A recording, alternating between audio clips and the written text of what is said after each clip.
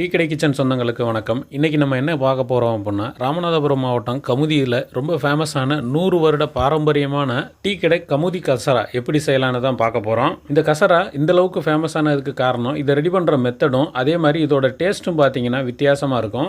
Evening டைமில் நீங்கள் ஏதாவது ஒரு ஸ்நாக்ஸ் செய்யணும்னு நினச்சிங்கன்னா கண்டிப்பாக இந்த மாதிரி ட்ரை பண்ணி பாருங்கள். வணக்கம். இன்னைக்கு நம்ம டீ கடை கிச்சனில் கமுதி டீ கடை கசரா தான் நம்ம செய்ய போகிறோம்.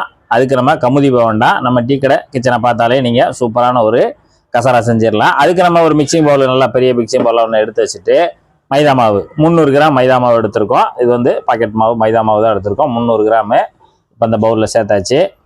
இதில் ஒரு 1/4 டீஸ்பூனு தூளுப்பு சேர்த்துக்கோங்க. ஒரு 1/4 டீஸ்பூனு சோடா உப்பு. இப்போ 2 உப்பையும் சேர்த்துட்டு நல்லா ஒரு தடவை மாவில் கலந்து கொடுத்துருங்க. நல்லா விஸ்க் வச்சு நல்லா கலந்து கொடுத்துருங்க. இப்போ நல்லா இந்த அளவு கலந்து முடிச்சுட்டு, தேங்காய் எண்ணெய், நல்லா செக்கு தேங்காய் எண்ணெய் 1 டேபிள் ஸ்பூன் மட்டும் இதில் சேர்த்துக்கோங்க. தேங்காய் எண்ணெய் சேர்த்துட்டு நெய் 1 டேபிள் ஸ்பூனு சேர்த்துட்டு இப்போ மாவோட சேர்த்து நல்லா பிசைஞ்சு கொடுத்துடணும். நெய், தேங்காய் எண்ணெய், மாவு நல்லா பிசைஞ்சு கொடுங்க.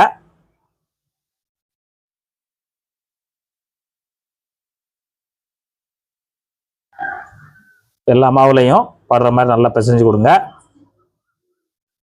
இப்போ நெய், தேங்காய் எண்ணெயாக போட்டு நல்லா இந்த அளவுக்கு பிசைஞ்சு கொடுத்துடணும். நமக்கு இந்த அளவுக்கு வரும், நல்லா கெட்டியாக அந்த அளவுக்கு வரும். அப்படியே நம்ம உதுத்துட்டோம்னா நல்லா இந்த மாதிரி பொழுன்னு உதுந்துடும். இப்போ இதோட சேர்த்து இனிப்பு வந்து 100 கிராம் நம்ம ஜீனி சேர்க்குறோம். ஜீனி வந்து பொடியெல்லாம் பண்ண வேண்டாம், நம்ம அப்படியே எடுத்து உள்ளே சேர்த்துடலாம். ஒரு தடவை ஜீனி சேர்த்துட்டு நல்லா கலந்து கொடுத்துருங்க மாவோட.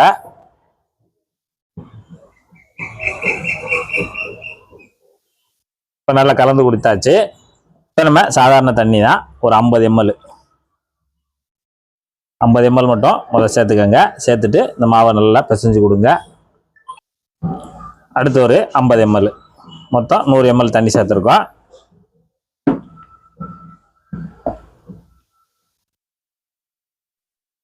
இப்போ மொத்தமாக 100 ml தண்ணி சேர்த்து இந்த மாதிரி நல்லா சேர்த்து பிசைஞ்சு கொடுங்க. இப்போ நல்லா மாவை இந்த மாதிரி பிசைஞ்சுக்கிறணும். சேர்த்து 100 ml தண்ணி சேர்த்துருக்கோம். 100 ml தண்ணி சேர்த்து இது போல் நல்லா கெட்டியாக பிசைஞ்சுக்கிறணும். கிட்டத்தட்ட ஒரு சப்பாத்தி மாவு பதம் தான். இந்த மாதிரி நல்லா கெட்டியாக பிசையணும். நல்லா பிசைஞ்சு உருட்டிடுங்க. இப்போ நம்ம கசராவுக்கு வந்து நல்லா மாவு பிசைஞ்சு நல்லா இது 12 மணி நேரம் நல்லா ஊறணும். நல்லா ஊறட்டும், ஊறி வரட்டும். ஒரு மூடி போட்டு 12 மணி நேரம் நம்ம ஊற வச்சுக்கிடுவோம். இப்போ 12 மணி நேரம் மாவு நல்லா ஊறி வந்துருச்சு. ஊறி வந்த மாவை நம்ம ஒரு தடவை லேசாக பிசைஞ்சிக்கலாம்.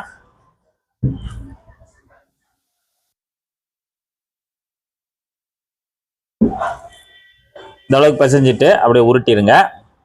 இப்போ நம்ம ஒரு கட்டிங் டேபிளில் மைதா மாவு கொஞ்சம் எக்ஸ்ட்ராவே சேர்த்துக்கோங்க. இது போல் டேபிளில் மைதா மாவு அந்த மாதிரி பரப்பி விட்டுட்டு நம்ம செய்து வச்சிருக்கக்கூடிய அந்த மாவு பிசைஞ்சு வச்சிருக்கக்கூடியதை மேலே வச்சிடலாம். இப்போ மேலேயும் லேசாக மாவை தூவி விட்டுக்கோங்க. மாவை சேர்த்துட்டு லேசாக அந்த மாதிரி நல்லா ரவுண்ட் பண்ணி விடுங்க. இந்த மாதிரி மாவை நல்லா அழுத்தி கொடுங்க. அப்படியே தூக்குங்க. மறுபடியும் லேசாக அந்த இருக்கிற மாவையை லேசாக பரட்டி கொடுங்க. பரட்டி கொடுத்துட்டு பெரட்டி போட்டுருங்க.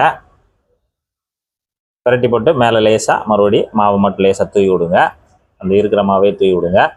இப்போ நம்ம சப்பாத்தி கட்டையை வச்சு நல்லா தேய்ச்சிக்கலாம். இப்போ நல்லா அந்த மாதிரி நைஸாக தேய்ச்சி கொடுத்துக்கணும். அதாவது எந்த அளவுக்கு கனமாக இருக்குன்ட்டு சொல்கிறேன் நான். இப்போ மாவு நல்லா சப்பாத்தி கட்டையை வச்சு நல்லா பரப்பி தேய்ச்சாச்சு. இந்த மாதிரி நல்லா தேய்ச்சி விட்டுட்டு, தேய்ச்ச கணம் பார்த்தீங்கன்னா இந்த மாதிரி ஒரு 1/4 இன்ச்சு இருந்தால் போதும். இந்த அளவுக்கு இருந்தால் போதும் கணம். இப்போ நம்ம இதை பீஸாக கட் பண்ணணும். அதுக்கு இந்த ஒரு நீட்டமான ஸ்கேலை வச்சுட்டு இந்த கார்னர் மட்டும் அப்படியே கட் பண்ணி விட்டுருங்க. இப்போ நம்ம வந்து இந்த ஸ்கேலை வச்சுட்டு அந்த சைடு கார்னரை கட் பண்ணிவிட்டு 2 இன்ச்சு அளவுக்கு, கரெக்டாக 2 இன்ச்சு அளவுக்கு நம்ம வச்சுட்டு இப்போ நம்ம ரோல் கட்டரை வச்சு நல்லா நைஸாக கட் பண்ணிக்கலாம்.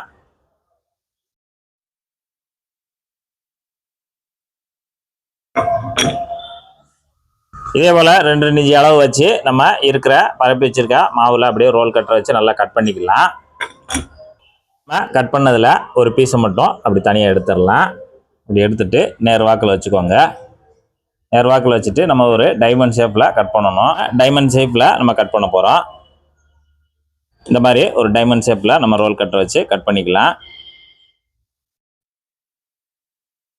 இதேமாரி நம்ம கட் பண்ணி டைமண்ட் ஷேப்பில் கட் பண்ணி தனியாக தட்டில் எடுத்து வச்சிடலாம். இப்போ மீதம் இருக்கிறதையும் இது போல் நல்லா கட் பண்ணிவிட்டு பிளேட்டில் எடுத்து வச்சுக்கலாம். இப்போ நம்ம இதை எண்ணெயில் தான் பொரிச்சு எடுக்கணும். எண்ணெயில் பொரிச்சு எடுக்கிறதுக்கு அது முங்குற அளவுக்கு எண்ணெய் இருந்தால் போதும். எண்ணெயோட சூடு பார்த்தீங்கன்னா சூடாயிடணும், ஆனால் மீடியத்தில் தான் இருக்கணும். அடுப்பு ரொம்ப ஹெவியாக ஆவியாக இருக்கிற அளவுக்கு சூடு இருக்கக்கூடாது. மிதமான சூட்டில் தான் நம்ம அதை போட்டு எடுக்கணும். இப்போ நமக்கு சரியான அளவில் சூடு இருக்குது. இப்போ நம்ம ஒன்று ஒன்றா போட்டுக்கலாம். இப்போ நம்ம செய்து கட் பண்ணி வச்சுருக்கக்கூடிய அந்த டைமண்ட் ஷேப்பில் இருக்கக்கூடிய கசராவை ஒன்று ஒன்றா எடுத்து உள்ளே போட்டுடலாம். இந்த லைட்டான அந்த பபுள்ஸில் தான் வரும், அது மெதுவாக வந்து வரட்டும்.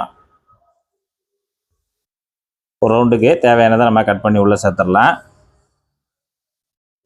இப்போ நம்ம ஒரு 6 பீஸ் உள்ளே போட்டிருக்கோம். மெதுவாக வெந்துக்கிட்டு இருக்கு, வெந்து வரட்டும்.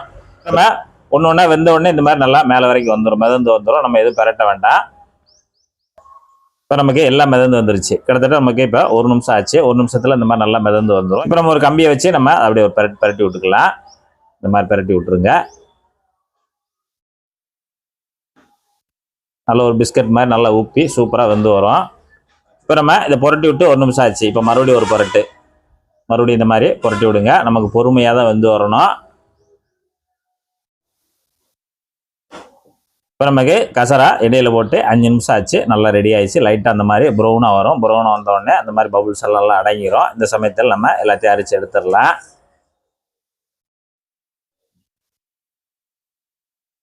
இப்போ எடுத்து தனியாக வச்சிடலாம். இப்போ நம்ம எடுக்கும்போது பீஸ் வந்து நல்லா மெதுக்குன்னு தான் இருக்கும். நமக்கு நல்லா ஆறி வரணும், ஆறி வரட்டும். இப்போ மீதமும் இந்த மாதிரி நல்லா கட் பண்ணி வச்சுருக்கோம் இல்லையா, அதை மறுபடியும் நம்ம சொன்ன சூடில் மெதுவாக எடுத்து உள்ளே போட்டு நல்லா எல்லாத்தையுமே பொரித்து நம்ம சொன்ன பக்குவத்தில் வெளியே எடுத்துருங்க.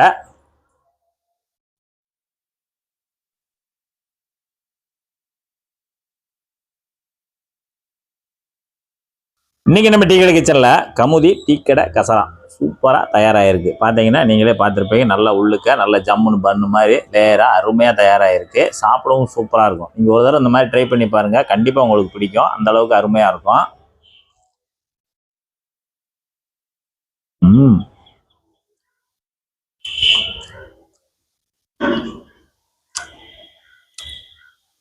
இல்லை சாப்பிட்டா சும்மா செம்மையாக இருக்குது. நீங்களும் இதே போல் இதே மெத்தடில் சூப்பரான ஒரு கமுதி கசரா செய்து சாப்பிட்டு பார்த்துட்டு எப்படி வந்தன்றதை மறக்காமல் கமெண்ட்டில் சொல்லுங்கள். நன்றி, வணக்கம். இன்றைக்கி நம்ம ரெடி பண்ணியிருக்கிற இந்த கசரா பார்த்தீங்கன்னா கிட்டத்தட்ட ஒரு 20 பீஸுக்கு குறையாமல் இருக்கும். நீங்கள் வீட்டில் ரெடி பண்ணும்போது உங்கள் வீட்டில் இருக்கிறவங்களுக்கு தகுந்த மாதிரி தேவையான அளவு போட்டுக்கோங்க. இல்லை இதில் பாதி கூட நீங்கள் போட்டுக்கலாம், சரியாக இருக்கும். அதே மாதிரி இன்றைக்கி இந்த கசரா நம்ம மைதாவில் தான் ரெடி பண்ணியிருக்கிறோம். இது மைதாவில் ரெடி பண்ணால் தான் இந்த ஸ்ட்ரக்சரும் இந்த டேஸ்ட்டும் வரும். நீங்கள் கோதுமை மாவில் பண்ணணும்னு நினச்சிங்கன்னா அது கொஞ்சம் ஹார்டாக இருக்கிறதுக்கு வாய்ப்பு இருக்குது. அதனால் உங்களோட விருப்பத்தை பொறுத்தது. இதே மாதிரி ஒரு கமுதி கசரா செஞ்சு சாப்பிட்டு பார்த்துட்டு மறக்காமல் கமெண்ட்டில் சொல்லுங்கள். நன்றி, வணக்கம்.